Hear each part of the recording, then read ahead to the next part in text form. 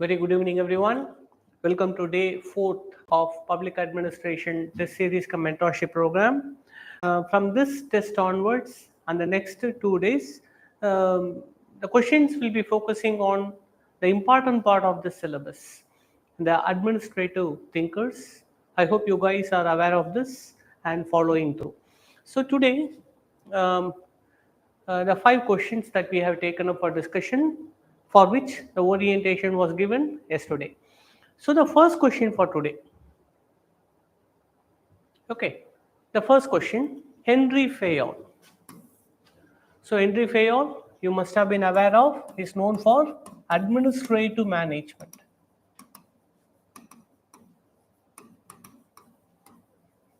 Okay, administrative management. He is very well known for his 14 principles of management. So the question asks, Henry Fayol's 14 principles of management form the basis, the very fundamental of classical theory. Select any 4 principles and discuss their application in modern public administration. So what they are saying is, these 14 principles is actually part of the classical theory. Please understand, it's a part of the classical theory. But even these 14 principles, which is part of the classical theory, how much it is applicable to the modern public administration?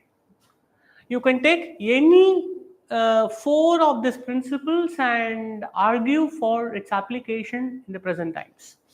So, okay.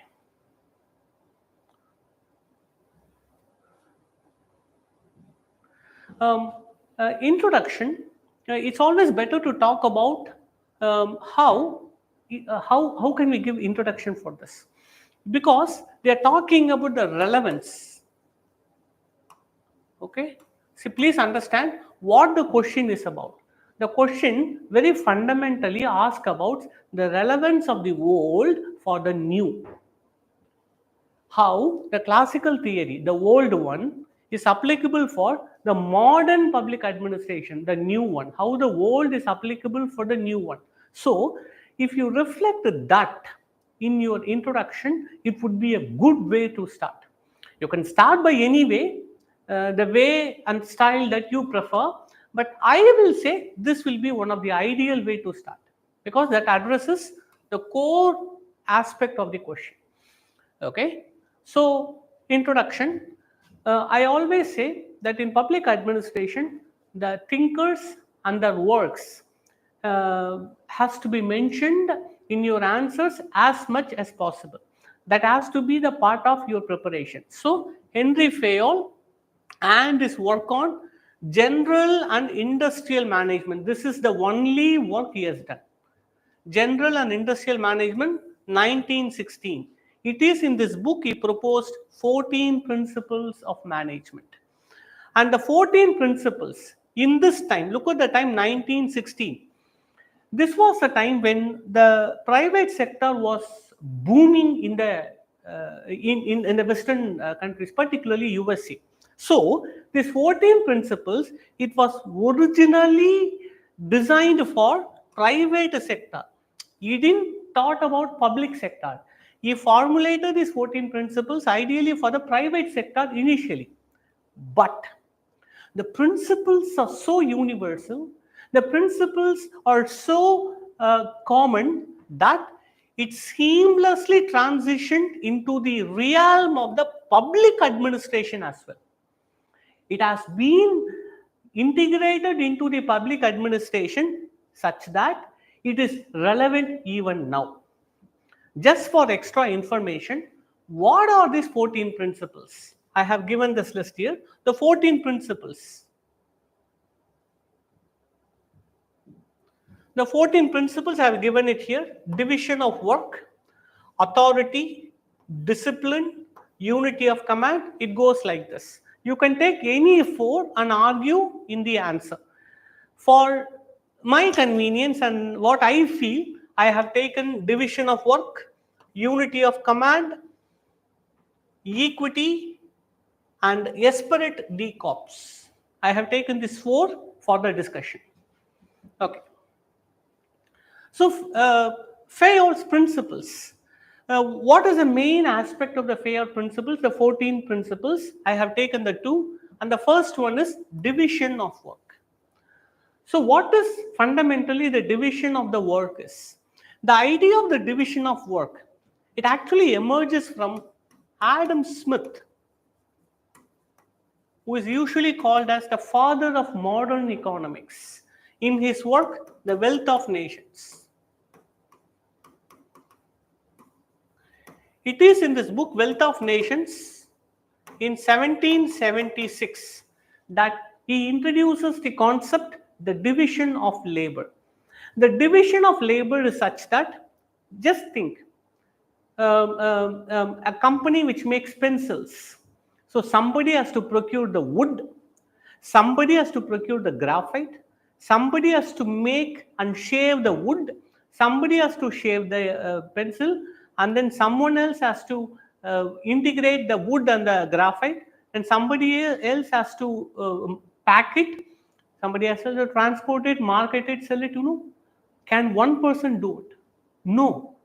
If you want to enhance efficiency, if you want to enhance productivity and the profit, the work, this one work, what is the one work? Selling pencils.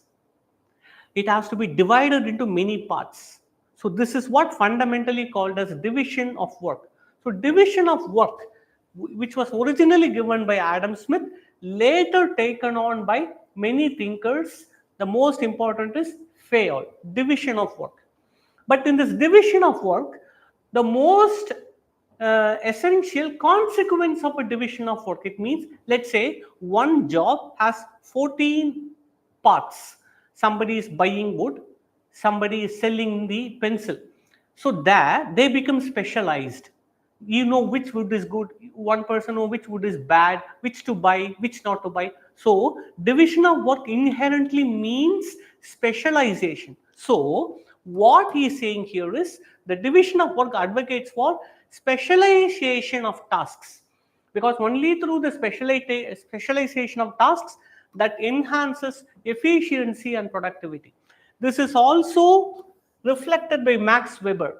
So Max Weber also says the most efficient and rational way in which and one can organize human activity is by specialization.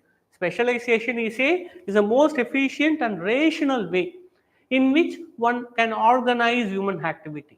So an example for that is Digital India Corporation has been created specially for the e-governance initiatives in India and its optimization.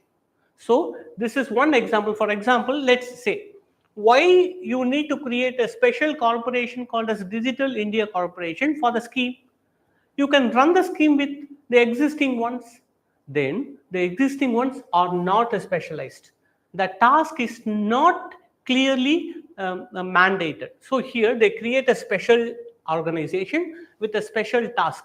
So this is an example of division of labor. The next one, unity of command. The next is unity of command. This idea of unity of command originally emanated from militaries. So what this concept, unity of command, is, for example, if there are 3 subordinates, there must be only one superior who gives orders. It's something like, in Tamil it is called as oru uraila oru katti da irukonu apdinuvaanga. One subordinate, if there are 2 bosses giving 2 different orders, it will be confusing for the subordinate. So here unity of command means there is only one superior, there is only one boss who gives clear instructions to the subordinate on what to do. But let me tell you another one. In the recent times, many thinkers are criticizing this idea of unity of command. Why? Because nowadays, rather than unity of command, now what is prescribed is unity of effort.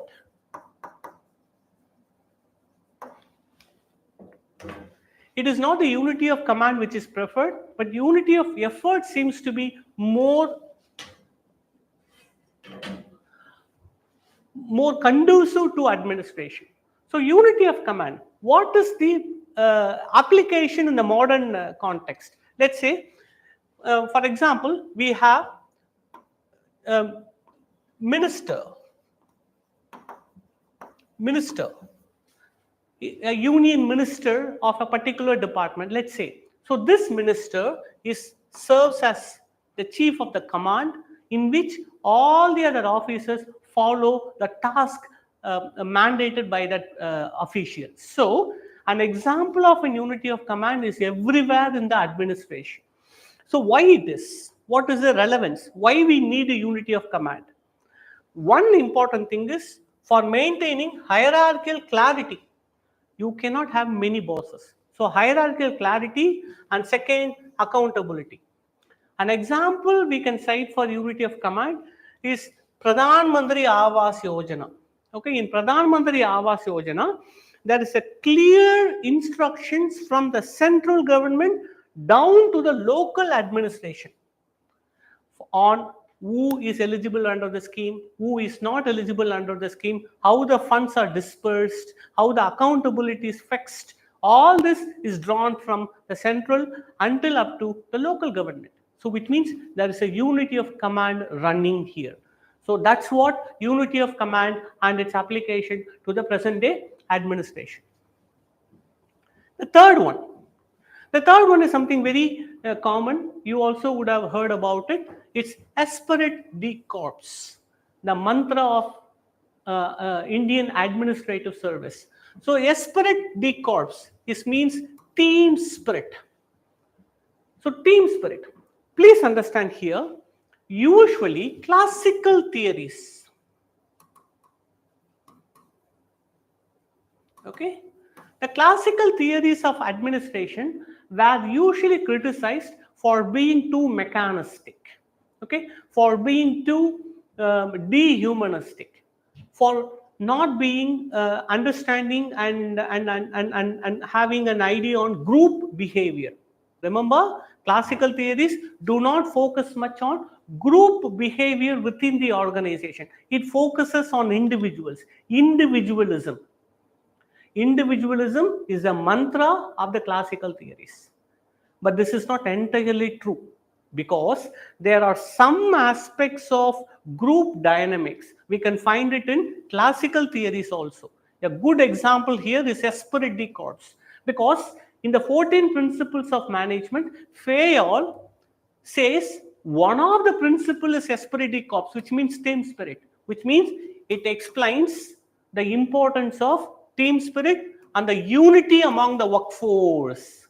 So this talks about group behavior. This talks about group behavior even in the classical theories. Okay, so this is also can be correlated with another very beautiful concept of Mary Parker Follett. Mary Parker Follett, we will have an orientation after this discussion. She is very well known for her concept of power width rather than power over.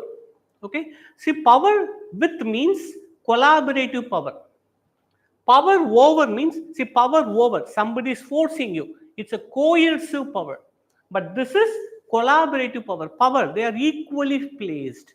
So this equally placed power, collaborative power, is also aimed to foster team spirit and unity within the people, within the employees. An example, the success of the India's Swachh Bharat Abhiyan is because various stakeholders, including government employees at all levels, participated in it.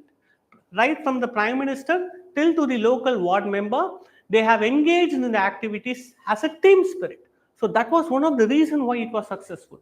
So Esprit de Corps. Excuse me. The fourth principle that I have taken is equity. So what this equity simply means, equity from the Fayol's perspective is very similar to the constitutional idea of treating everyone equally. So equity in Fayol's terms involves treating all employees with kindness and justice. Okay, So with kindness and justice. So this is very similar to the mandates of equality and non-discrimination. This is also resonate. The idea of equity also resonate with the John Rawls idea of justice as well. Because John Rawls observes that justice is the first virtue of social institutions. He says justice is the first virtue of social institutions. Some examples such as protection of transgender rights, enhancement of maternity benefits are some examples of equity principle in the public administration. So after discussing these three things, how can we conclude? Conclusion. So as I have said earlier, the 14 principles given by Henry Fayol is relevant to both public as well as private sector. Even though originally its intention was with the private sector, it is still applicable to the public sector as well. And these concepts, okay, remember, I would like to give you a small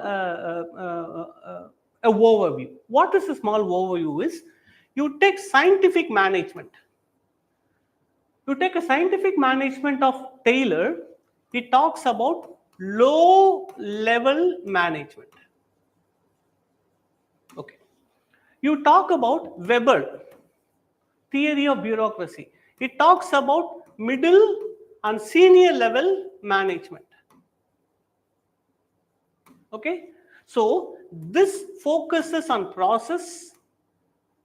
This focuses on this also is a process theory, but organizational process.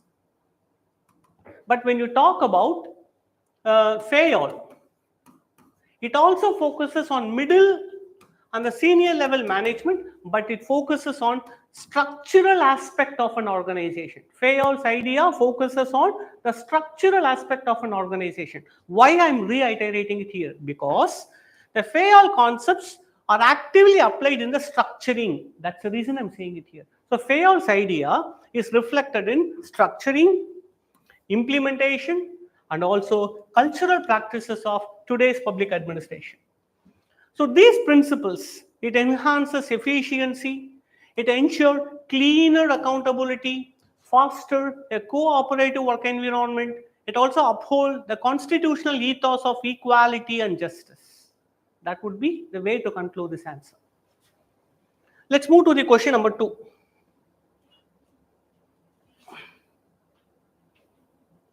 Okay, let's move to question number 2. The second question goes like this. Coordination. Okay, coordination is the all-important duty of the executive. Okay, evaluate the importance of coordination in Gulick's Post-Gorb framework for effective public administration. This is another aspect of classical theory. Among the classical theories, Gulick and Urwick, these two theorists, Gulick and Urwick, is known for their contribution in the development of a concept called as Post-Gorb framework. So the question is asking, in relevance of this framework, we have to evaluate this statement that coordination is the all-important duty of the executive, right? So let's frame an introduction for this. So now, because here the very important part of the question is coordination. Coordination is the important part of the question, so let's start with that. So coordination in public administration. How can we make a similar, what is the role of the coordinator? What a coordinator is. In a music symphony, the role of a conductor, who makes a lot of instruments and the players going at the same time, everybody has to play in the tune, in the right time, in the right place. And that is the job of a coordinator. If the coordinator is not doing the job, there will be no music, there will be chaos. So absence or or ensuring that the chaos does not emerge from activity of many individuals is the job of coordination. And that is what POSDCORP talks about. We'll discuss that. So POSDCORP. So coordination in public administration is similar to the symphony conductor's role. And this is also the essence of POSDCORP. It is also the essence of POSDCORP. So the concept of POSDCORP, coined by Luther Gulick in his landmark paper called as Notes on the Theory of Organization in 1937. Notes on the Theory of Organization, 1937. This could be a simple introduction we can go with. Okay, now the question is asking importance of coordination in this framework. But here, sometimes you may not have the time or you may not have the points to explain about the key need of the question. But there will be spaces to fill in. In that case, you can always write about the basic ideas that you are aware of about the thinker and connect it to the concept. One good way is giving abbreviation for POSDCORP. Essentially, explaining the POSDCORP does very little contribution to the marks awarded to your answer. But if you write it, it is not completely irrelevant. If you want to fill up the answer, if you want to make your answer more holistic, whenever there are abbreviations are given, whenever certain theory is being asked, give a small hint about the theory first before getting into the answer. So POSDCORP, what it stands for? It stands for planning, organizing, staffing, directing, coordinating, reporting, and budgeting. These are the 7 functions of the executive. But among all that, coordination is extremely important. So, இவர் என்ன சொல்றாருன்னா இதுதான் ஒரு எக்ஸிக்யூட்டிவோட வேலை. Among this work, the job of a coordination is extremely important according to Luther Gulick. So what does this coordination means? Okay, coordination means what? Remember, the key word is integration, not disintegration, not confusion. Integration of activities, because organization means individuals collectively working for the same goal is called as organization. So when many individuals working for the same goal, you need someone to coordinate it. That's what called as integration of activities. So this is the most important part of this definition. So integration of activities, responsibilities, and the command structures, so that the policies are effectively implemented and the organization's resources are optimally utilized. So this is what the definition of coordination can be taken. And here, one thing is very important. Different thinkers have different views on coordination. Okay, and here, from the perspective of Mary Parker Follett, what coordination is? According to her, coordination is a simultaneous and a continuous process.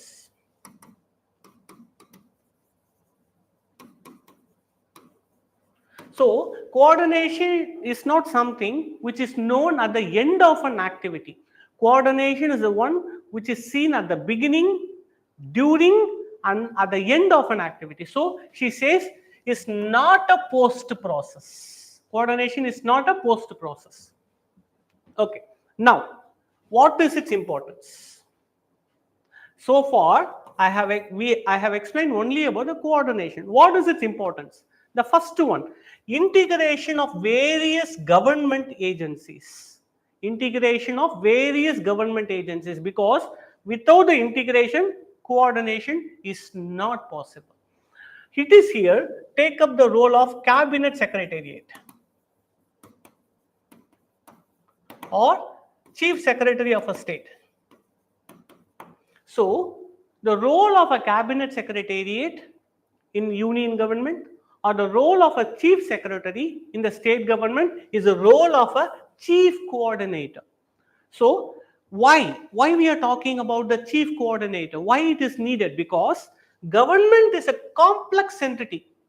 Government has many ministries with many sub-departments. Bringing them all together is a humongous task. So government is a complex entity, and it consists of multiple overlapping agencies, not uniform, multiple overlapping agencies, and therefore coordination is very crucial. So this is the example, or we can say this is the importance of coordination in the public sector. Next, the next importance of coordination for policy implementation. Why? Because policies are not just have to be well planned, it also have to be well executed. In the execution of the policies, coordination assumes primacy. Intergovernmental relations such as union state or state to local, or between interstate relations, for all these relations, it is essential to know that they work together, not in a different direction. So coordination means every member of the organization work in the same direction in the pursuit of the same purpose. So an example, implementation of GST in a coordinated manner by the union as well as a state.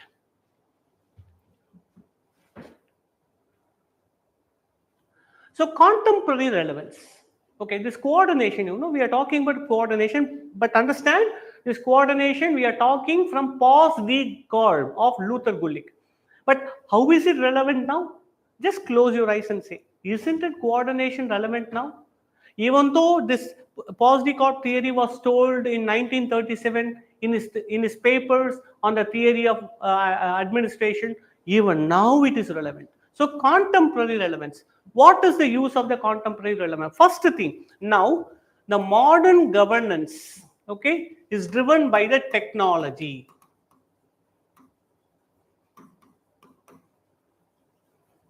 So when the modern government is driven by the technology, coordination is essential, because in the absence of coordination, the use of technology will become chaotic.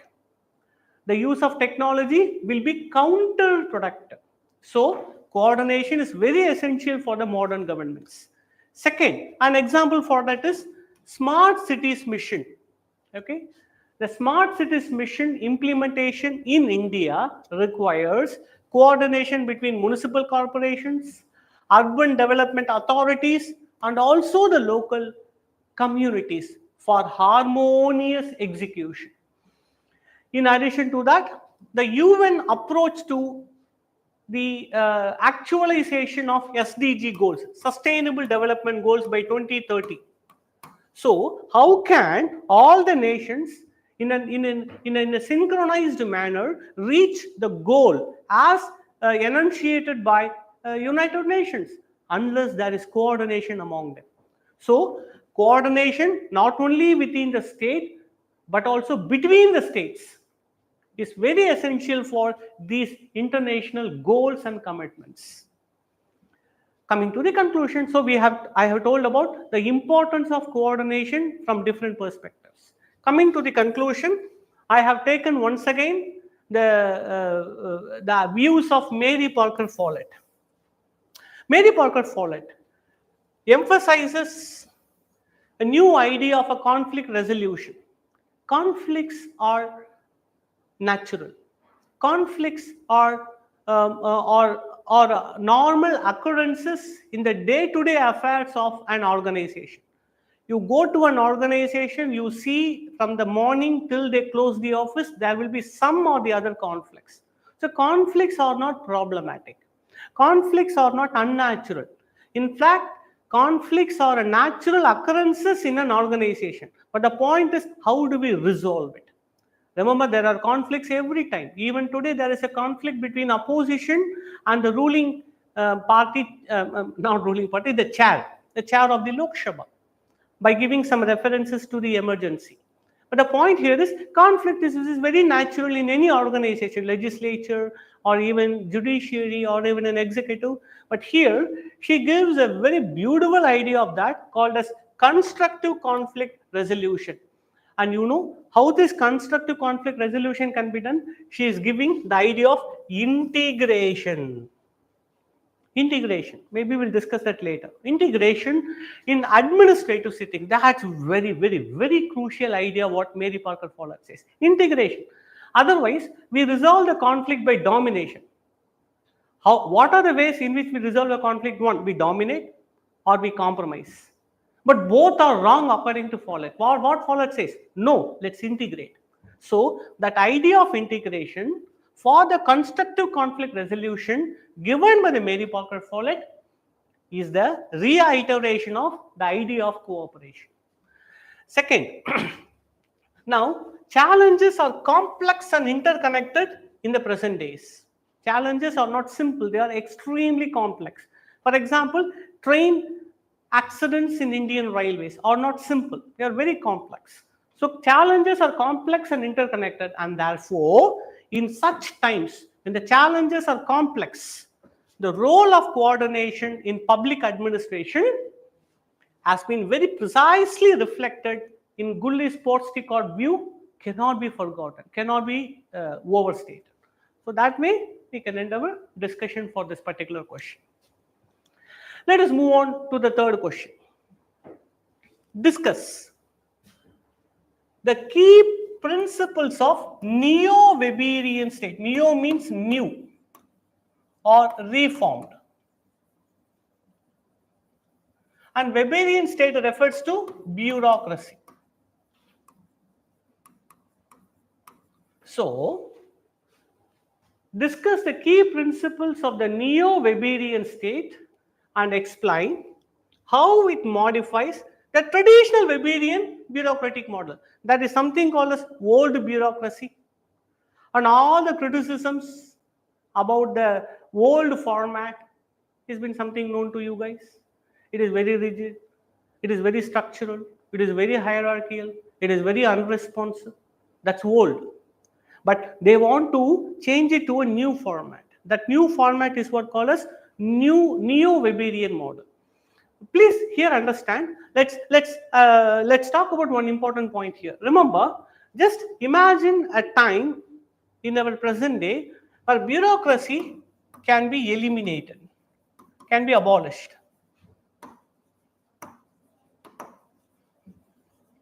Can you ever imagine a time when a bureaucracy doesn't exist anymore? That is not possible ever to imagine, at least now, because it is too entrenched. It is so deep. It is also so well accepted by the commoners that abolishing bureaucracy is almost near to impossibility. So therefore, it cannot be abolished. But it is also having problems. Then what is the solution? Reformation. So, reforming the old model and injecting new values into them constitutes neo-Weberian state. Right? So, that is what the question is. If you try to reflect this in your answer, it would be good. Okay. Okay. So, era of change. We are in the times of change. The change driven by many factors.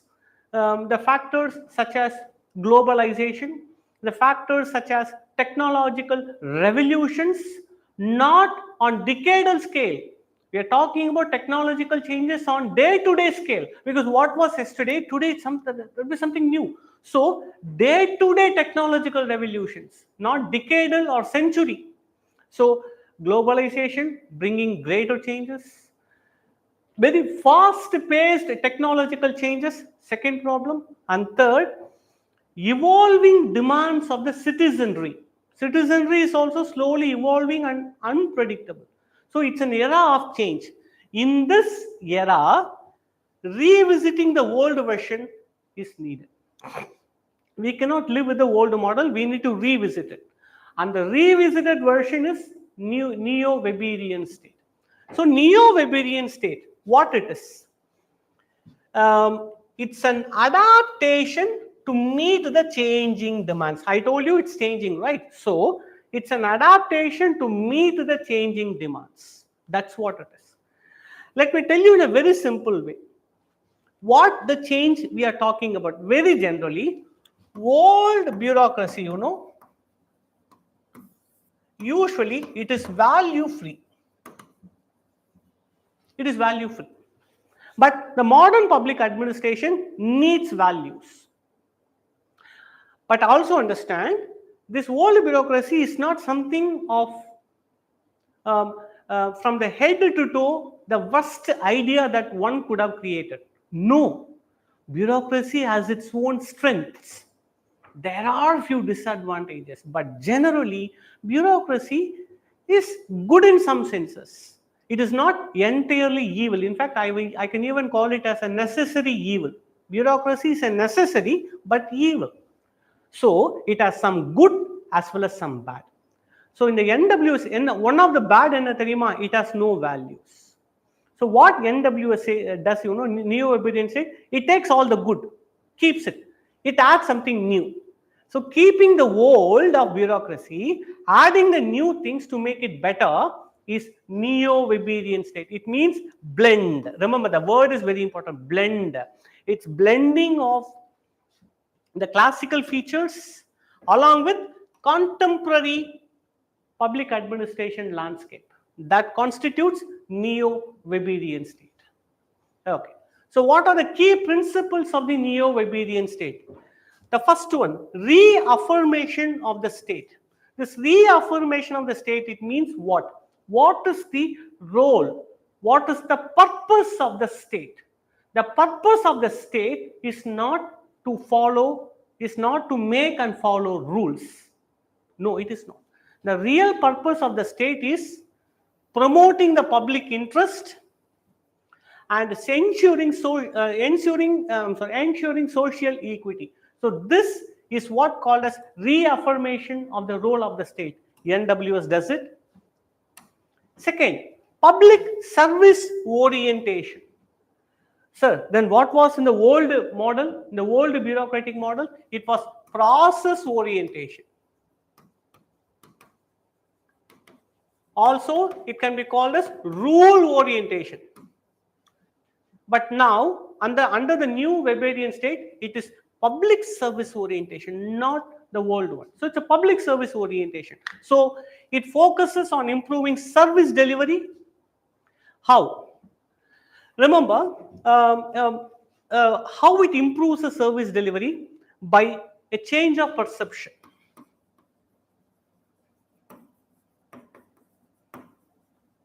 By a change of perception. What is a change of perception? In the old bureaucratic model, to maintain accountability, to maintain efficiency, citizens are kept at arm's length. They use a particular word called as arm's length.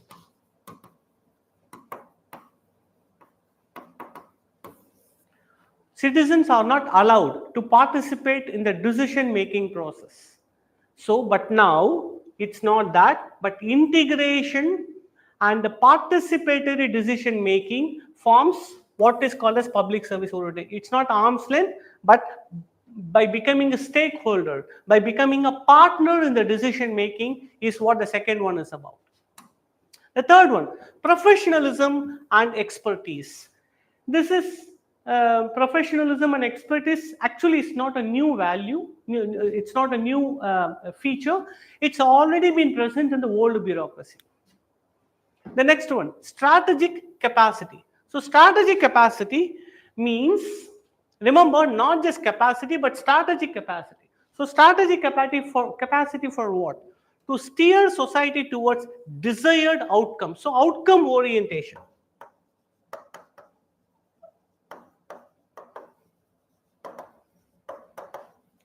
So I'm discussing about important key principles of the Neo-Weberian state. Then accountability and transparency, even though it was already there in the Weberian model, it is found to be enhanced. The next one, performance management. Performance management have also been a part of the old model, but with a small difference. Earlier, in the earlier model of bureaucracy enunciated by the Weber, which has been adopted by government across the world, who is considered as a best performers among the civil servants? Who is considered to be best? The one who followed the rules, the one who used the precedence. It's called as rules of precedence. So they follow the rules of precedence. They stuck to rules and regulations. They don't have any black marks. That's called as best performers. But now it is not the case. Now your performance is evaluated not based on how much you stuck to the rules. You are stuck to the rules, but based on how much outcome you have made, the generated. So outcome based performance evaluation is what the part of performance management. This is also very, you can also talk about outcome based budgeting that Indian government promotes, is an example of what is called as performance management. Then the next one is inclusive governance. Inclusive governance. So inclusive governance means what? Including stakeholders in the decision making process. Inclusion of stakeholders in the decision making process, such as we can give many examples for that. Citizen charters, RTI, social audit. Some of the examples we can say how inclusive governance is promoted in India. Okay, now we have discussed so far about the principles of this NWS, Neo-Weberian state. Now, what are the modifications to the traditional model? If you see the question, you will understand it. Please see the question. The question is this: how it modifies? So, you need to explain how the NWS modifies the old model.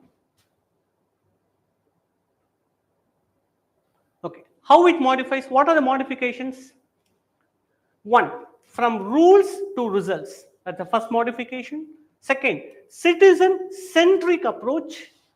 Third, flexibility over rigidity. Fourth, strategic leadership.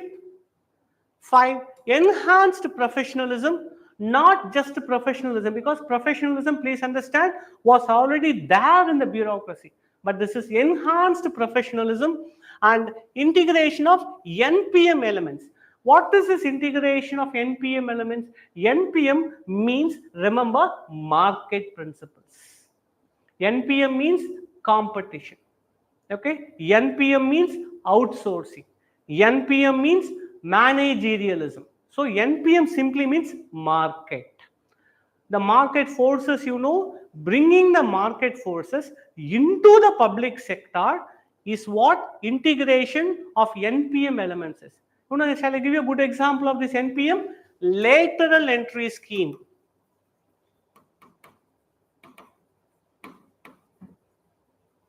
Is a very good example of integration of NPM elements into the bureaucracy. So this is how the NWS modifies the existing bureaucracy. Coming to the conclusion, as I said earlier, the most important is integration. What is integration we're talking about? Integration of the old and the new. Integration of the old and the new according to the demands of the time.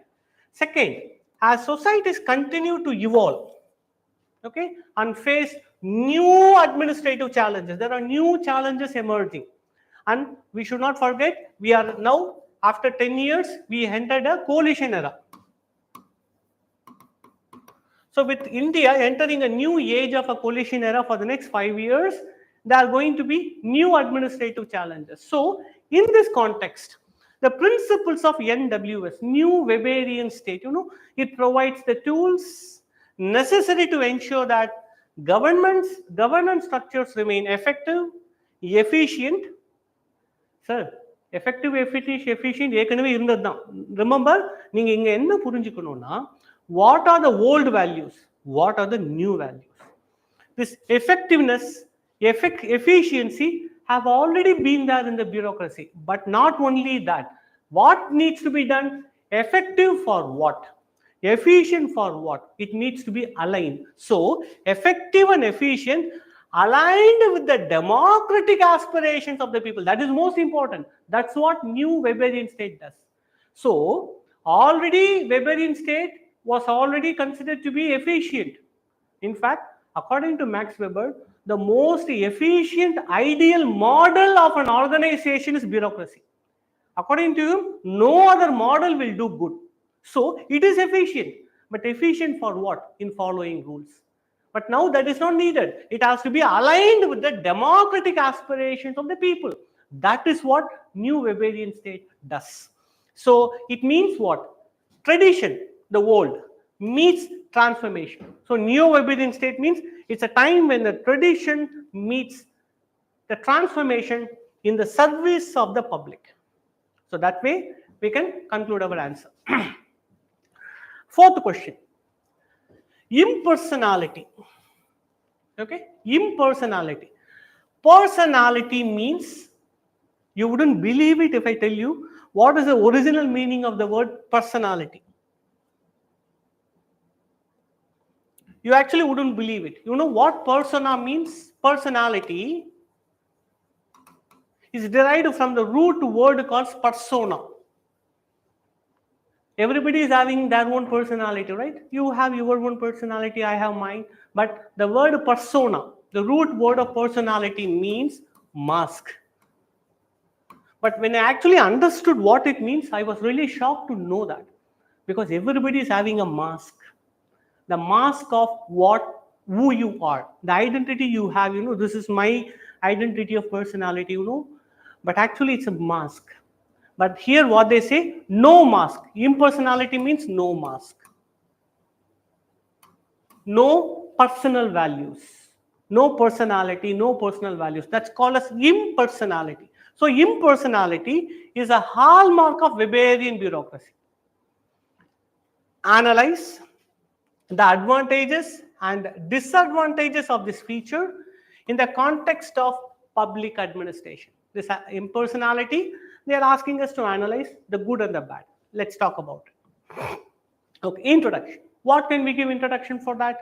Please understand, the idea of a impersonality in bureaucracy emerges from Weber's ideation of typology of authority.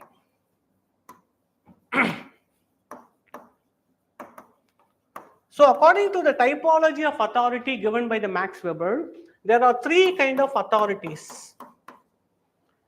Traditional authority, charismatic authority, legal, rational authority.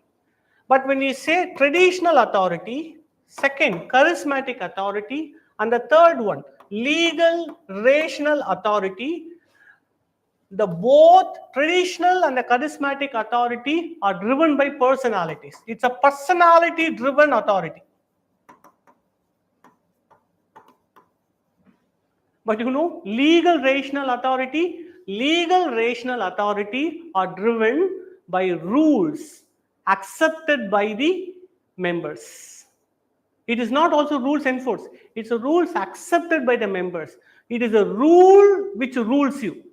It is not the person who rules you, it is a rule which rules you. So that is what legal rational authority is. So the point is, Max Weber's concept of impersonality is deeply rooted in this theory of legal rational type of authority. So why this impersonality he introduced in bureaucracy? Why? Because to elimination personal biases. Because no personality, no masks. So to eliminate personal biases. Why?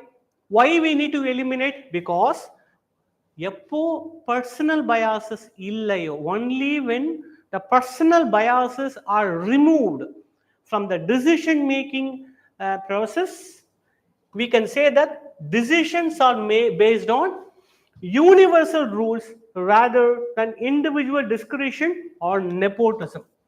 So this is called as universalism of rules.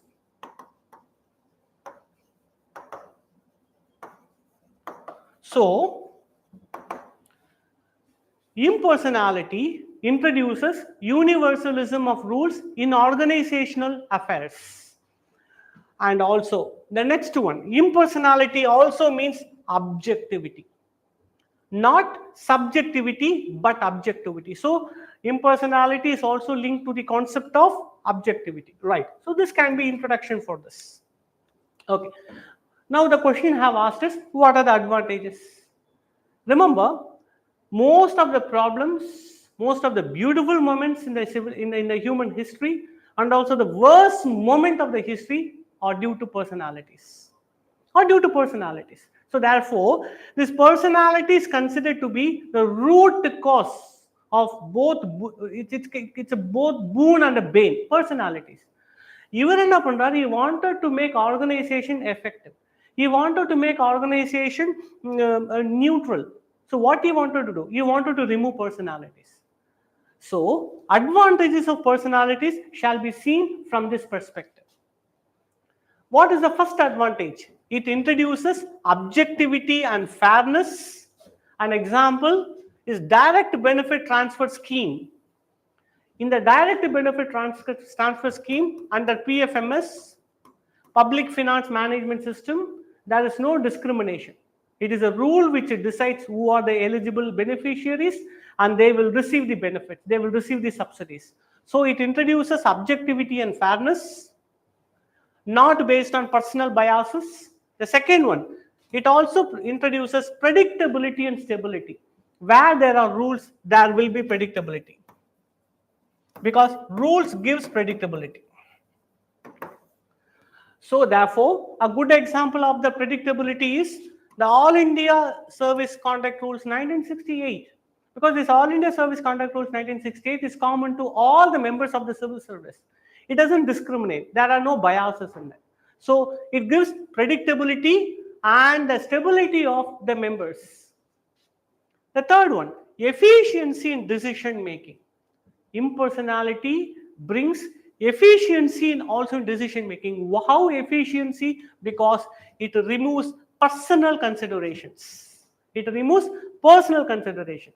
But let me tell you, even though I have given this, I do not, here we are talking about, we are extolling the good of impersonality, but generally rule-based decision making. Remember, rule-based decision making in theory is quick. In theory, it is fast, but in practice, it is contrary.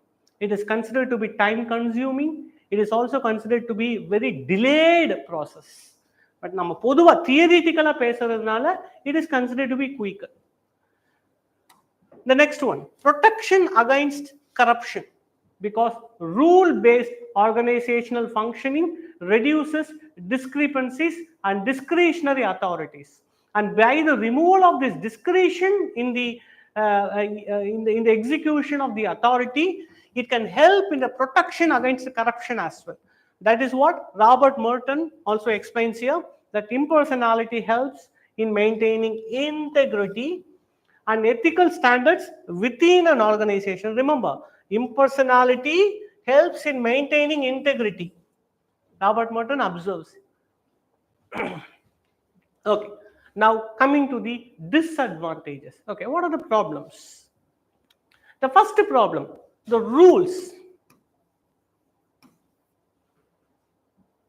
It is extremely difficult to have consensus, to generate a consensus on the rules, and also it is very difficult to amend it. So either generating a consensus or amending the rules according to the need, it's a difficult process. For example, when Indian government wanted to reform the criminal jurisprudence in India, they brought 3 bills of reforming the British era legislation, right? From July 1st, it is going to be implemented, right? But do you know, today a PAL was filed with the court that certain principles of the old legislation has been found to be violated.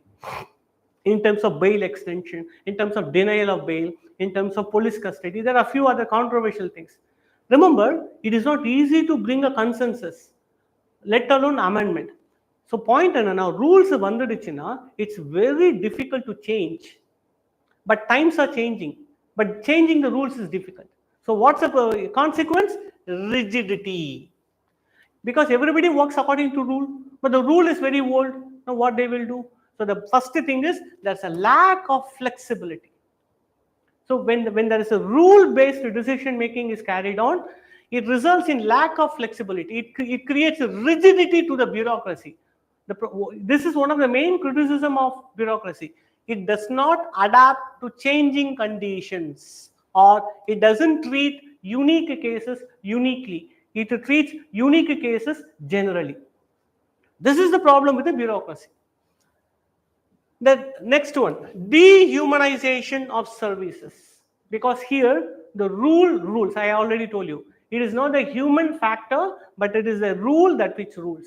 So the absence of the human factor, making the humans as a mechanical robot, result in dehumanization of services. It results in dehumanization. For example, people are doing the job not because it gives them the satisfaction, but because they're doing it because the rule says so. So a sense of alienation among the employees, okay, can emerge. Then employee morale and satisfaction. Remember, when the dehumanization happens, the next consequence is employee morale and satisfaction gets reduced. So it results in lower job satisfaction and morale among employees. And the next is when the rule-based behavior is done. I told already, even though I said that in an ideal situation, rules can result in quicker decision making. In practice, it is not. In reality, it is not. It usually results in bureaucratic red tape, which means what is red tape? Delayed decision making. இன்னைக்கு எடுக்க வேண்டியதை 10 வருஷம் கழிச்சு எடுக்கிறது. So delayed decision making, it results in inefficiencies and delays in the service delivery. So conclusion. So that's advantages and disadvantages of impersonality. Conclusion. So what we can conclude for this? How can we conclude this? We need to understand. இங்க பாருங்க, in administration, particularly in bureaucratic theories or in administration theories, don't ever conclude that a particular model or a particular concept is obsolete. It is entirely evil. Never. In fact, not even a person cannot be called as entirely evil. Just imagine, Hitler was good man to his friends. Hitler was good to his unwed wife. You know, there was an unwed wife for him. He was good to his close ones. But for others, he is extremely a manifestation of evil. So nothing is entirely evil or nothing is entirely angelic. Unless they are special, remember. So the point is, epome don't conclude that way. So here, when we say impersonality, it is a mix of good and bad. So what we need to do, it must be dynamically balanced. Okay, let's say that because impersonality is bad, because it results in rigidity, it results in delayed decision making, it results in lack of morality, lack of motivation. Can we move the impersonality? Can we take the impersonality away from the bureaucracy? You cannot say that. Impersonality is still relevant. It's still required. So it is dynamically balanced. For what? With the need for flexibility and empathy in governance. So impersonality la persone kadayadu. Correcta? Ana empathy varanum solrom. It needs flexibility and empathy in governance. So how? The one way to get that is to enable the bureaucracy to connect with the populace they serve. This is one of the way. To connect the bureaucracy with the population they serve is one of the way to introduce this. Last question. Question number 5. Okay, question number 5. Discuss the role of time and motion studies, okay, in Taylor's scientific management. So they are talking directly about the role of time and motion studies. So So this is a direct part. There is nothing to analyze. There is nothing to interconnect much. But if you interconnect, that's well and good. But there is no compulsion on your end. How can this? See, you bring more and more interconnection. Let me tell you another thing in public administration answers. Avoid direct answers. I would give you a very simple mantra. You want to get a good marks in public administration. And in fact, not only in public administration, I can say even for any mains answers. Remember this. Avoid direct answers. Sir, can you please explain? Remember, you need to understand how an answer is explained. How one concept is always correlated with another one. For example, when I talk about NWS, Neo-Weberian state, I don't talk only about Neo-Weberian state. I talk about bureaucracy, then I bring NWS. This is what called as correlation. You talk about only one, you are talking directly. You bring another concept in the context, you are correlating it. Remember, correlated answers bring depth to your answer. You bring these things in your answer, probably it shows that you have understood better. Your GS answers and particularly public administration answers, avoid writing directly. Article 14, 15 equality, nobody will value the question. In what sense you are talking about? You have to express that. In what sense the question is asked, in what sense you are referring that in your answer, you have to express it. Remember, implicit nature of your answers will not give you good answer. It has to be explicit, it has to be expressed, it has to be open and written. Remember this very well, right? Don't ever write direct things. Do not write your answer directly, right? So remember. So discuss the role of time and motion studies. You can write directly, but if you correlate it, that's well and good. How can these studies be applied in today's public sector organizations for what? To improve efficiency. Okay. So this time and motion studies, who is the author? Who is the founder of this concept? Taylor, Frederick Winslow Taylor, F.W. Taylor. He is also called as father of scientific management. I don't know, sometimes I used to wonder, why always father, why not mother? There are not many mothers we see in administration, except only one. The one character that I was discussing earlier, right, Mary Parker Follett. She is usually considered to be mother of management. So other mothers, I'm sorry, it's not. So Frederick Winslow Taylor is called as father of scientific management. He introduced time and motion studies for what? As a cornerstone of his management theory. So why he brought this idea of time and motion study? Imagine you have a job. Okay, let's say that you want to produce 10 pencils. Okay, you have 10 members. Now the question, what the time and motion study now? From the moment they enter the company, what they do, where they're going, at what time they do. You completely monitor their motion, their movement, and how much time they take. You put them all together, you will understand where they are productive, where they are wasting. So this will naturally result in improving the efficiency of work process. So the time and motion study, I'm sorry, analyze and improve. I missed it. Time and motion study will help in analyze and improve the efficiency of work process. This is the crucial aspect of what the time and motion study is. Okay. Let's get into the discussion. Key aspects of time and motion study. As I've said earlier, it's good to talk about what time studies. This is actually what a time study done by Taylor was. A person doing the job, people will be capturing it in a video camera and monitoring what they are doing.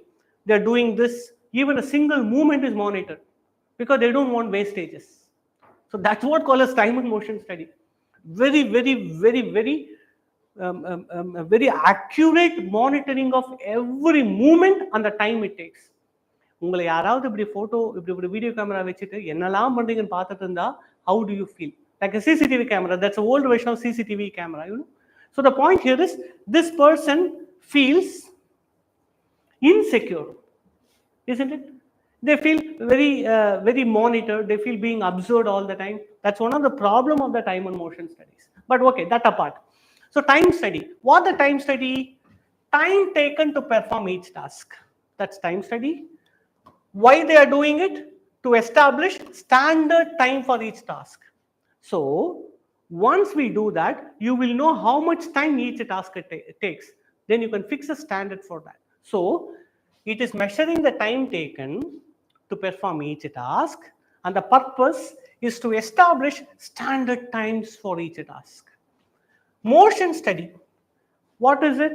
Movements required to perform a task. Why it is done? To reduce unnecessary movements.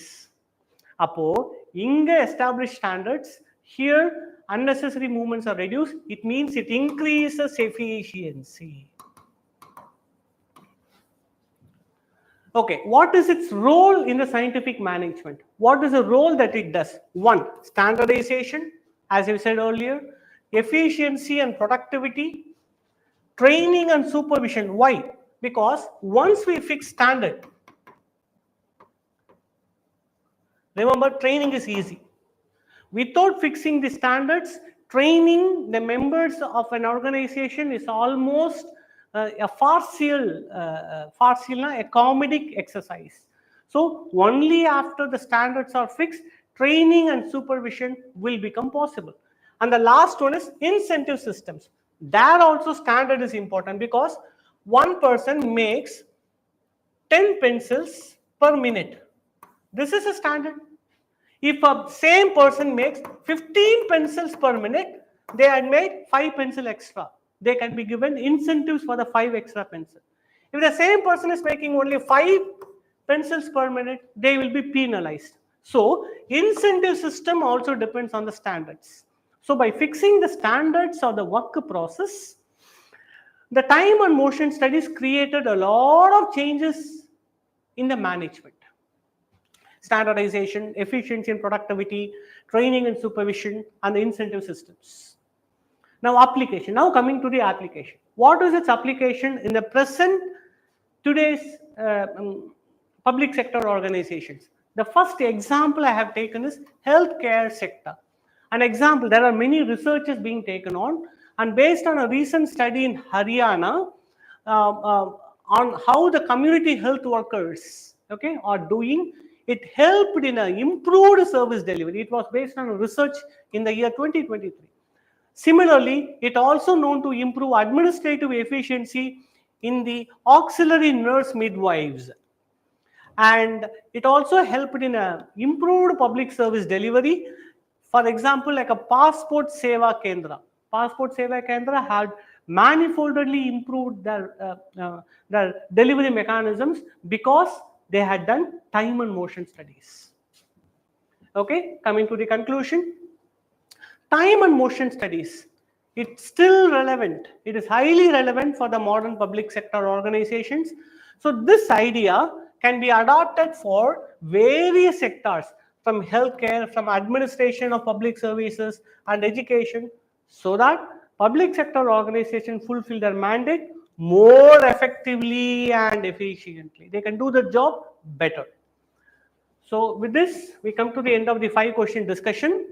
Let's move on to the orientation for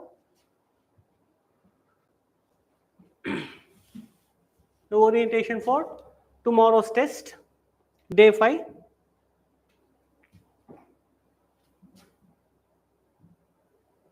Okay, so day 5, tomorrow's test syllabus. We'll be having 3 prominent thinkers in the administration: dynamic administration of Mary Parker Follett, human relations school Elton Mayo, and the third one, functions of the executive by Chester Barnard. The 3 very important theories.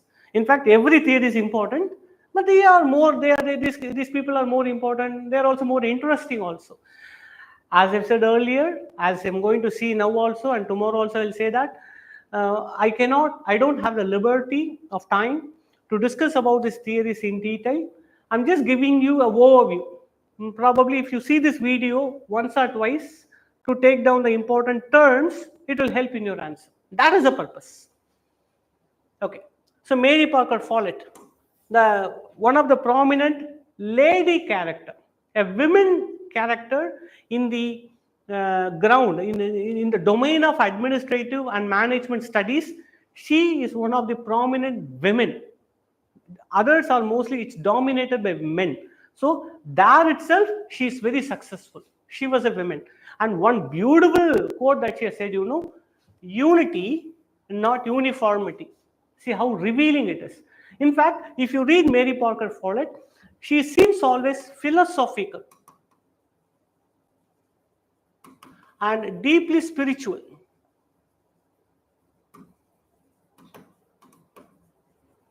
And therefore, most of what she says seems to be idealistic. அவங்க சொல்றது எல்லாமே என்ன தெரியுமா? Do no harm, like Aristotelian idea, do no harm. அந்த மாதிரி சொல்லுவாங்க. But நம்மள முடியுமா? Very difficult. So her ideas and concepts are philosophical and deeply spiritual. So they tend to be idealistic. Let me tell you, this is one of the criticism of Mary Parker Follett. It is idealistic. It is not practical. Because what we need are the practical ideas, but they seems to be theoretical. That's one of the criticism. Look at this, and a clue of what she is. This statement itself explains who the character is. Unity, not uniformity, must be our aim. That's what she says. Okay. So introduction, Mary Parker Follett, dynamic administration. So she lived in a time when there was rapid industrialization. I already told you, remember the context. Context is very important in public administration. So she lived in an era of rapid urban industrialization and organizational change. What is the organizational change I'm talking about? This was a time when private sector was experiencing a boom in the United States. So there is a very large organizations coming up, Western Railways, GE, General Electric. These were the organizations which came up during the time. So organizational change. So on the one hand, there is a public sector. On the other hand, there is a private sector. And how they match with each other. She lived in that time. Next, so that time is very important. Second, she also experienced significant labor unrest and also conflict between workers and management. So that was also a thing that she experienced. So in this context, what was her inspiration for her theories? Her first inspiration for the theories is pragmatism. So what is pragmatism? Even though we say it's practical thinking, pragmatism means practical.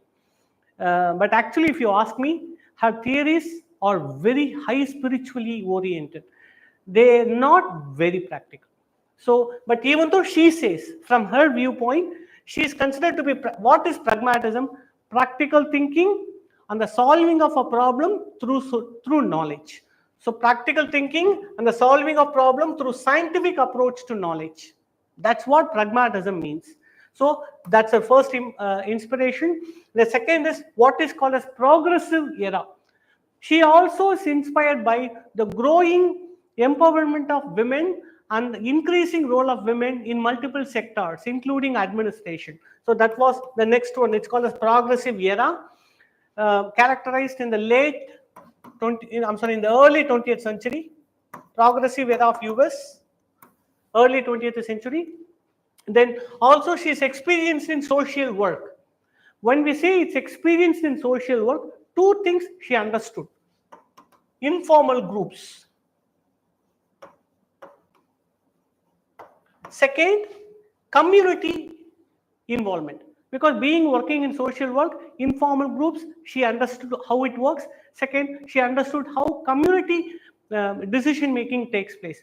So these are the inspiration. Remember, in the inspiration, you need to bring that in your introduction or conclusion when a question about Mary Parker Follett is asked. Okay, now her major works, I'm going very quickly.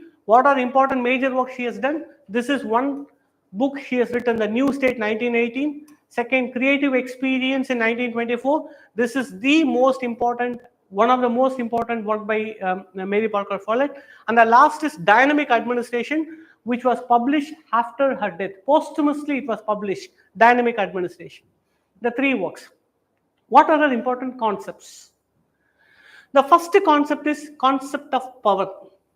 Remember, one of the every optional paper has its own utility in the mains examination, GS and SE. We all know that. Public administration is also unique in that perspective. Many aspects of public administration is very relevant in ethics and as well as essay paper. That's what one thing that you can talk about is the concept of power. No? So what Mary Parker talks about power, she says power with rather than power over. So what is the difference here? Power with means collaborative power.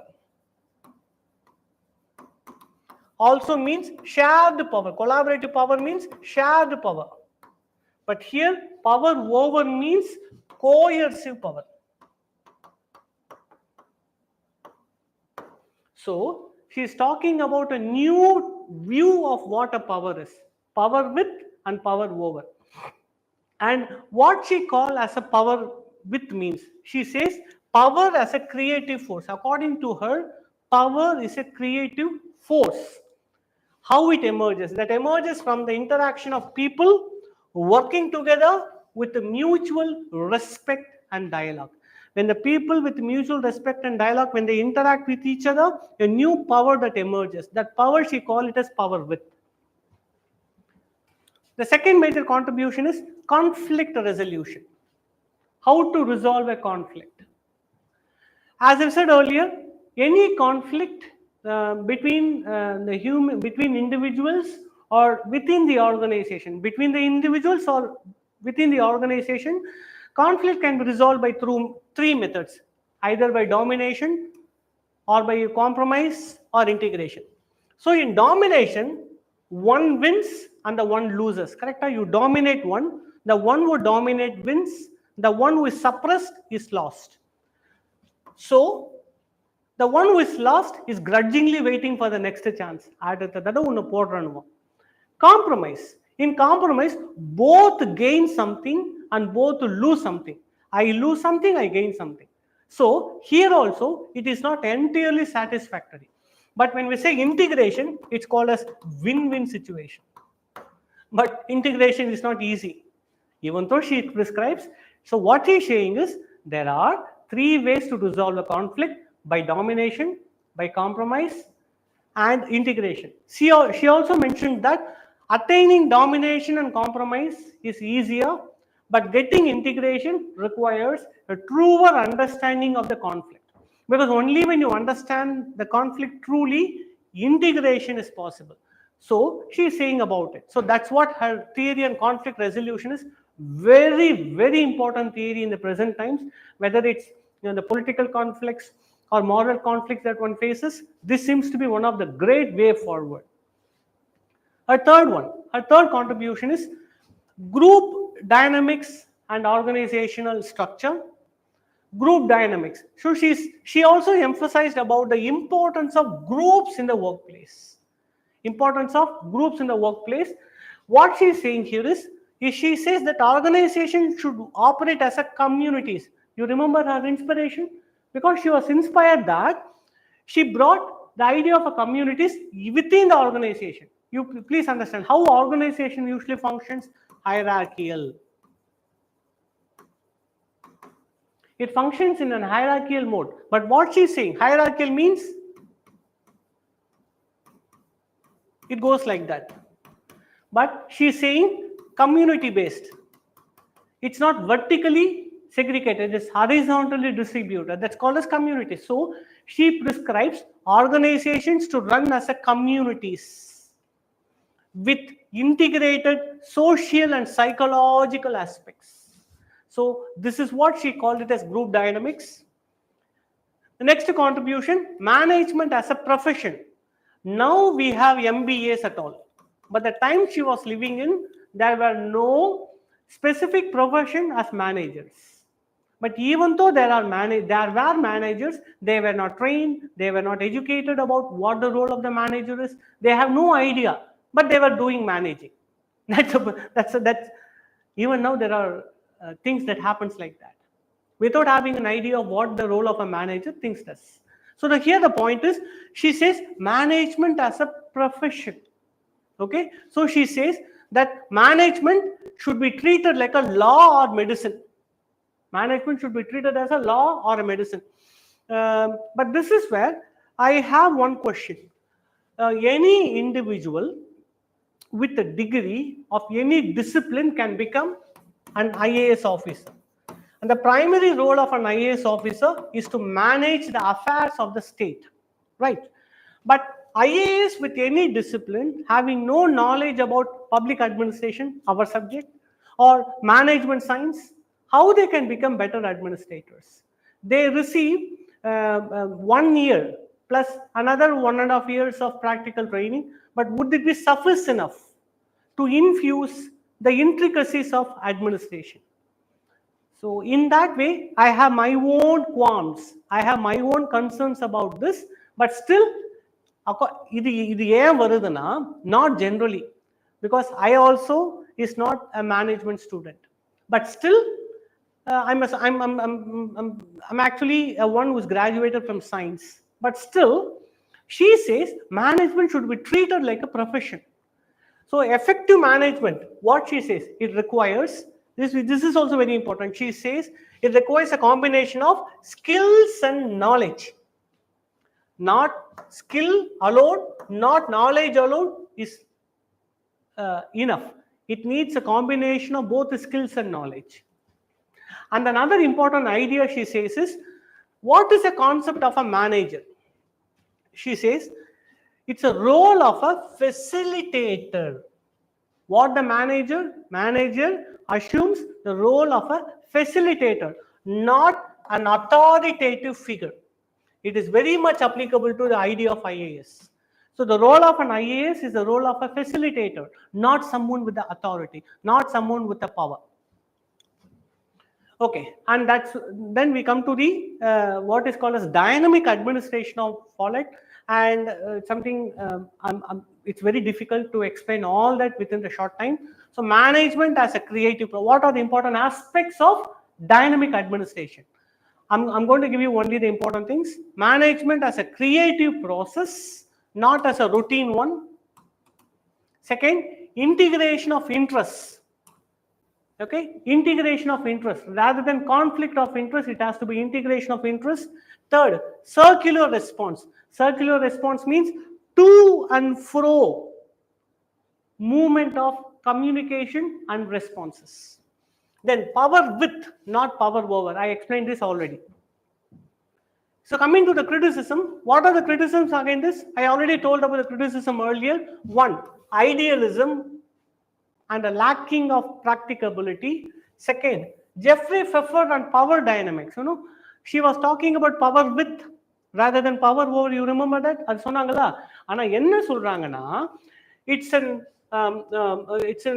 hyper optimization. It's a hyper optimistic view of organization. In fact, what he says is the power is the organization's last brutal reality. Pfeffer says power is the organization's last brutal reality. You cannot avoid. So naturally, ஒரு ஆர்கனைசேஷன்ல என்ன இருக்குன்னா power over தான் இருக்கும். Power with எல்லாம் ரொம்ப கஷ்டம் பார்க்கறதுன்ற. So it's very ideal. They are not very practical. Then she also lacks empirical testing. It's not backed by researchers. Not backed. அவங்க சொன்னது எல்லாமே idealistic, philosophical. They were not backed by experiments and researchers. And the last one is the role of gender neutral organizations. But what she says is her idea, and the Mary Parker idea என்னன்னா organizational process are gender neutral. But the point here is this was too much oriented by being an identification as a women thinker. So it says organizational process are gender neutral have also been criticized. So these are the major criticisms given against our views. The next concept is human relations school of Felton Mayo. So human relations school, what are the things that it considers? It considers social factors, okay, and employee well-being. These are the two things it considers. It means, see, it is also called as, remember, when we say scientific management, okay, the classical model. The classical model is called as mechanistic model, mechanical man. Okay, and then we have human relations school. Human relations school, it imagines an employee as a social man. And we have the next one, behavioral school. Behavioral school imagines man as administrative man. So there are different ideological identities given to employees. Classical thinker says man, it viewed man as mechanical parts of a machine, cog in a machine. It's called as cog in a machine. Human relations school considered man as social. By nature, they are social, so they want to interact with others. They want to be social. They want to form informal groups. They want to have that interactions among themselves. They want that cooperation. They want that motivation, the sense of team spirit. They want all that. Then the next one is behavioral school. இது behaviour school என்ன விஷயம்னா, individual மேனா ஒருத்தன் எப்படி யோசிக்கிறானோ அதே மாதிரி organisation யோசிக்குமா. Like how an individual has a personality, yeah, organization will have a personality. அதுதான் behavioral school. So this human relations school focuses on social man. Okay, conceptual origin, psychological and sociological studies, an important study called as Hawthorne studies. And context of emergence. What are the context? First context is when this human relations school emerged during industrial growth and labor unrest in the early 20th century. There is a lot of labor unrest. It was doing research. Why this labor unrest is happening? They came up with the findings of human relations school. Second, the Great Depression, technological changes of the times, and also World War, the First and the Second World War. So these were the important context which inspired the emergence of human relations school. And Hawthorne study. What are the important findings of Hawthorne study? What is called as Hawthorne effect.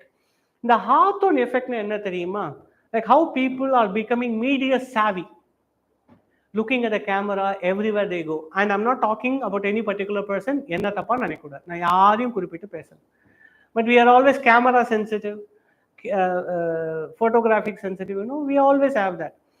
அப்ப என்ன அர்த்தம்னா, no matter who you are, இங்க பாருங்க இப்படி பேசிட்டு இருப்போம், the moment somebody is taking a picture, you smile, you show what is the best of you when you are photographed, when you're captured. It means when you're observed, you show what is the best of you.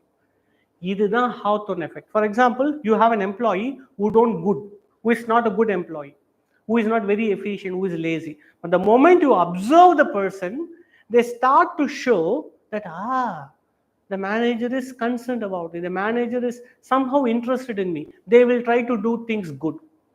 This is called as Hawthorne effect. How the psychological motivation changes the person's behavior, you know, that's called as Hawthorne effect. So being observed and paid attention to is a big motivator of human behavior. So the more we observe positively, the more we pay attention to in an enthusiastic manner, it encourages the performance of the employees. Iதை கண்டுபிடிச்சது Hawthorne studies. It's called as Hawthorne effect. You observe a person, they tend to be doing good in what they are doing. Then the second one is social factors influence performance. The next is social factors influence performance. So two things I have said. The third one, it also emphasizes the importance of informal relations Because earlier, before this human relations school, the organizational theory like Fayol, Taylor, Weber, they were focusing only on structural aspect of an organization. They were focusing on structural, but they didn't focus on the men who were doing the job. They forgotten the men. Here, men and their informal relations are considered. The importance of informal relations, then psychological needs and motivations, and participative decision making. So these are the important findings of the Hawthorne study. So these words and the concepts are important. What are the key contributions? Who key contributors? Who contributed the most for this theory? Elton Mayo, he was the one who conducted the Hawthorne studies in 1920s, extending up to 10 years. 1930s, Abraham Maslow is known for the hierarchy of needs theory, also called as motivation theory. Then Douglas McGregor, theory X and theory Y. So they were the three major contributors associated with this school, human relations school. What are the pros and cons? See, pros and cons of any theory or any school of thought is important. What is the pros and cons of bureaucratic school of thought? What is the pros and cons of scientific management school of thought? That is something that you must be aware of. In your preparation, you must be aware of that. So pros and cons, prepare for that. We're moving on to the next. Functions of the executive. The third topic for tomorrow, functions of the executive. What is a function of an executive? For example, an IAS officer in the role of a district magistrate is a chief executive of the state. What is the role? Prime Minister as a chief executive, CEO of a nation, what is the role? So here he says, what is the role? He talks about the role of an executive, the functions of the executive. Let's talk about it. What he says. So here, Chester Bernard, he is considered to be a gap. I'm sorry, sorry for that. He is not considered to be the gap. He is considered to be the bridging the gap. We have classical thinking. We have modern thinking. இதை இரண்டையும் இணைக்கிற பாலமா இருந்ததுல நிறைய ரெண்டு முக்கியமானவங்க யாருன்னா one MP Follett and the second Bernard. These two are considered to be the bridge, the connecting bridge. This was mechanical model. Okay, this was integrated model, system model, also called a system model.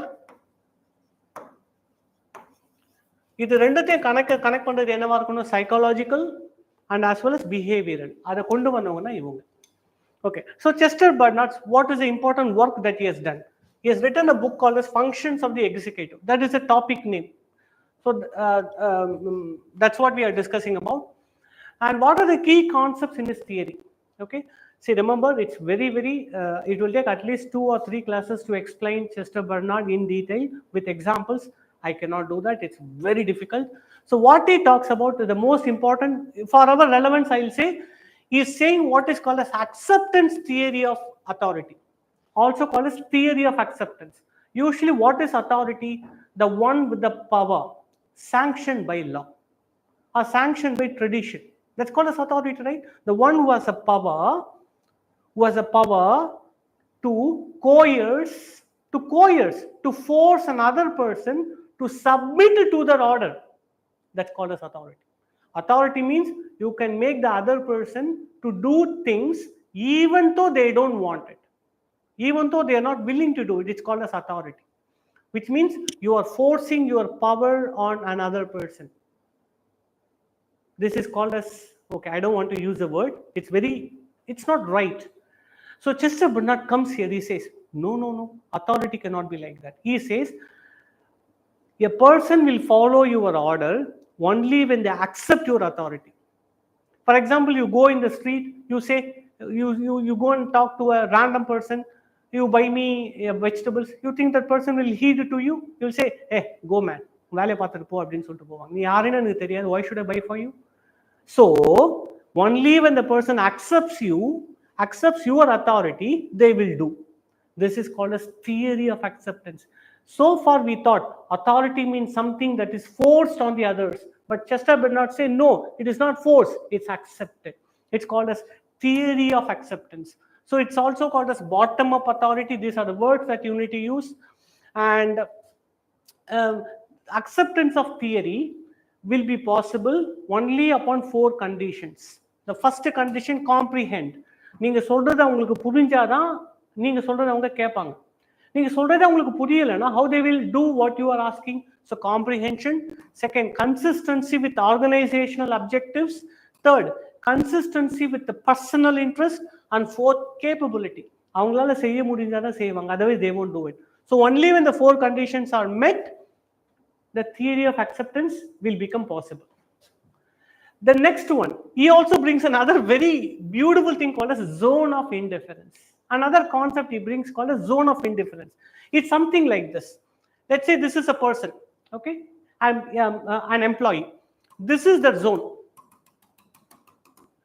Within the zone, you give any order, they will do it. But you give an order outside this, they will simply reject it or they will resist it. They will either resist or reject your order if it is outside the zone. அப்ப என்ன சொல்றாருன்னா, ஒருத்தவங்க கிட்ட வேலை வாங்கணும்னா சொல்ற மாதிரி சொல்ற விதத்துல சொல்ல வேண்டிய வேலையை தந்தாதான் அவங்க அந்த வேலையை செய்வாங்க. இது அந்த சொல்ற வேலை சொல்ற விதத்துல சொல்ல வேண்டிய வேலைன்னு சொல்றோம் தெரியுமா, அதுதான் zone of indifference. Indifferenceனா என்ன? I don't mind. You ask me, I will do it. I'm indifferent. That's called as, which means they will easy to get things done. So that's called a zone of indifference. So what is zone of indifference? He says spectrum of orders that subordinates are willing to accept and execute without resistance. This is very important. Without resistance, they don't have any problems. That is called a zone of indifference. But he also gives another thing. This zone of indifference is not static. அதாவது ஒரு பர்சனோட zone of indifference சூழ்நிலைக்கு ஏற்ற மாதிரி மாறிட்டே இருக்குமா, based on the context, based on the demand, based on the time, many things. So it is not static. So if it is outside the zone, it will be rejected. If it is outside the zone, it will be rejected. This is one of the reasons that you can consider why some of the schemes of government succeeds. Why other things fails is because whether it falls within the zone of indifference of the citizens, within the zone of indifference, or outside the zone. So we need to ensure, you want somebody to do what you ask, ensure that your command falls within that zone of indifference. That's what it says. Then the next one, organizational equilibrium. It talks about organizational equilibrium. What is organizational equilibrium? Here he says, this is also important. To understand the organizational equilibrium, he explains what an organization is first. What an organization is, he says, system of cooperation among individuals. What is an organization? There are too many people working together for a particular reason. System of cooperation among individuals. This is called as organization. But remember, in an organization, for someone to work, okay, you get the work, you give them money, you give them some kind of an payback to them. They give you work, you give them pay, you give them motivation. So he says, as long as you give the right motivation, as long as you give the right pay, they will do the work. Incentives work match. இது இருக்கணும்ன்றார். அதாவது 10 ரூபாய் தந்துட்டு 1000 ரூபாய்க்கு வேலை வாங்குறது match ஆகக்கூடாது. So he says that's called as organizational equilibrium. Remember, that's what he says. What he says, for an organization to survive and thrive, இவர் என்ன சொல்றானா, a state of equilibrium, a state of balance. Equilibrium means balance. Has to be maintained. எது எதுக்கு? Between the incentives offered to the members and the contributions required from them. What they contribute, what is the incentives given. In fact, Bernard என்ன தெரியுமா சொல்றாரு, incentives அதிகமா இருக்கணுமா. You have to give more incentive to get the less work. Only then the members will enthusiastically give the best என்றாரு. நம்ம 10 ரூபா தந்துட்டு 10 ரூபா வேலை வாங்குறதுக்கு 100 ரூபாய் தந்துட்டு 50 ரூபாய்க்கு 100 ரூபாய் தந்துட்டு 60 ரூபாய்க்கு வேலை வாங்கினா they will be more motivated. Remember the success of many organizations, like how the IT industry is flourishing. They do this. They give incentives. Of course, they get good jobs also. But remember, if they give a low pay, you think IT industry will flourish like this? So just imagine, state of equilibrium is very important for an organization to thrive. In the state of equilibrium, how it comes? Balance between incentives and the contributions. Okay. Then what are other things? He also talks about maintenance of a system of, okay, now what are the functions of the executive? Now we are coming to the core. What are the functions of the executive? One, maintenance of a system of communication.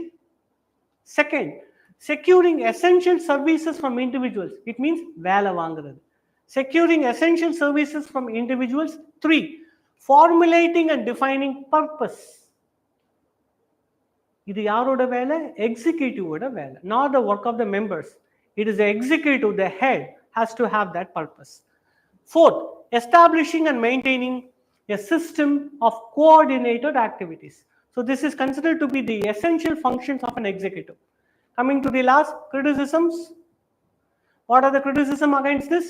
1, Herbert Simon says, okay, Herbert Simon, in fact, in the public administration, when you write about any criticism, the good thing about PubAd, you don't have to give an exact quote. இவர் இதை சொன்னாரு நீங்க சொல்லும் பொழுது more or less, if it's closer, they will give you grace marks. Okay. இதுல நீங்க அடிக்கடி யார் யூஸ் பண்ணலாம் தெரியுமா? Herbert Simon. நம்ம சொல்லுவோம் இல்லையா, ஒரு டைலாக் இருக்குல்ல தமிழ்ல, அப்போ இந்த கௌஷிக் வந்தா இந்த கௌஷிக் யாருன்னா ஹெர்பர்ட் சைமன். எது ஒண்ணுனாலும் அவர் ஏதாவது ஒன்று சொல்லியிருப்பார். So you can generally use Herbert Simon as a critic of other theories. Remember, this is a shortcut. Don't use it as a main road. It's a shortcut. So Herbert Simon, what he says? He actually says that authority in an organization. Remember what Bernard says? Individual has to accept the authority. Theory of acceptance, right? But Herbert Simon says, no. That's not true. It is not like your boss is there, 10 people are there. The boss is giving the command. 3 people say accept, 10 people say they don't accept. It doesn't work like that. So he says authority is less about individual acceptance and more about organizational positions and role defined by formal structures. If a boss is giving the order to the subordinates, they will do it. It's not like I will accept your authority, I will not accept your authority. Boss will say you are fired. So Albert Simon says no, it's not true. He criticized that. So second, he also overemphasized, I told you about incentive system, state of equilibrium, right? Overemphasize the role of incentives, he says. Then Philip Selznick, he says about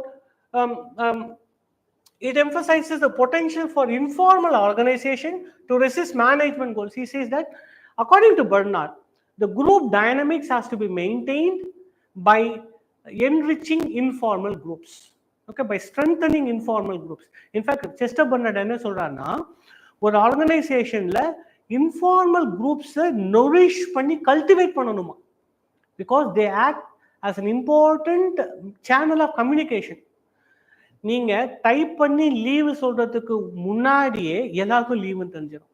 informal groups, how many rumors are spreading. So Chester Bernard says you have to cultivate it, you have to grow it. ஆனா Philip செல்ஸ்னிக் என்ன சொல்றாருன்னா, not always informal groups are good for organization. Sometimes they work against organization also. So emphasizes the potential for informal group to resist management goals. That's also possible. So that's an argument.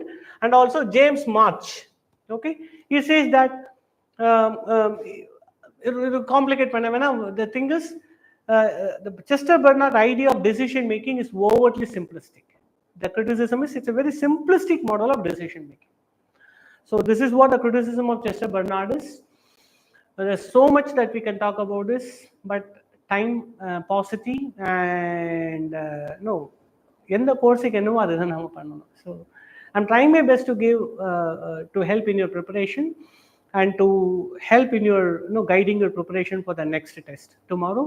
Hope that you get useful things, and see you guys tomorrow on day 5. Okay, see you. Bye.